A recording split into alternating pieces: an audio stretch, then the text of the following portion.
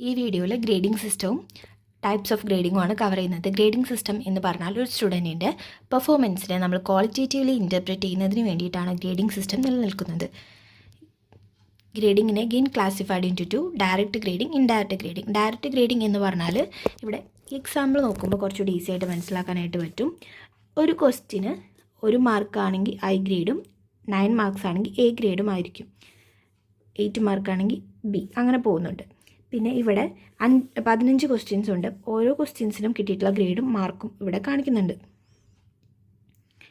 ഓരോ ഗ്രേഡിനനുസരിച്ചിട്ട് values of ഗ്രേഡും ഇവിടെ കാണിക്കുന്നുണ്ട്. ടോട്ടൽ വാല്യൂസ് ഓഫ് ഗ്രേഡ് കൂട്ടിയതിന് ശേഷം ഡിവൈഡ് ബൈ 15 ചെയ്യുമ്പോൾ 5.86 ആണ് ഗ്രേഡ് പോയിൻറ്റ് ആവറേജ്. ഇതാണ് ഡയറക്റ്റ് ഗ്രേഡിംഗ്. ഫസ്റ്റ് നമ്മൾ ഗ്രേഡ് കൊടുക്കുന്നു, അതിനുശേഷം മാർക്കിലേക്ക് എത്തുന്നു. ഇനി ഇൻഡയറക്റ്റ് ഗ്രേഡിംഗ് എന്ന് പറഞ്ഞാൽ just opposite to this. First total mark നോക്കിയിട്ട് അതിൽ നിന്നും ഗ്രേഡ് തീരുമാനിക്കുന്നു. ഇൻഡയറക്റ്റ് ഗ്രേഡിംഗ് മെത്തേഡിനെ 2ആയി ക്ലാസിഫൈ ചെയ്യാം. അബ്സല്യൂട്ട് ഗ്രേഡിംഗ് ഉണ്ട്, റിലേറ്റീവ് ഉണ്ട്. അബ്സല്യൂട്ട് ഗ്രേഡിംഗ് എന്ന് പറഞ്ഞാൽ മുൻകൂട്ടി തന്നെ നമുക്ക് ഓരോ സ്കോർ റേഞ്ചിനനുസരിച്ച് ഓരോ ഗ്രേഡ് എന്ന് തീരുമാനിക്കുന്നു. ഇപ്പോൾ 90 to 100 ആണെങ്കിൽ അത് A+ ആണ്, 80 to 89 ആണെങ്കിൽ A.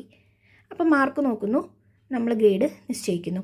ഇത് ഹയർ സെക്കൻഡറി ലെവലാണ് ചെയ്യുന്നത്. ഇനി റിലേറ്റീവ് ഗ്രേഡിംഗ് എന്ന് പറഞ്ഞാൽ നമ്മൾ ഓരോ സ്റ്റുഡൻസിന് കിട്ടിയിട്ടുള്ള മാർക്ക് ഒരു ഗ്രാഫിൽ പ്ലോട്ട് ചെയ്യുന്നു. അതിനുശേഷം അതിനൊരു കർവ് ഷേപ്പിലേക്ക് ആക്കുന്നു.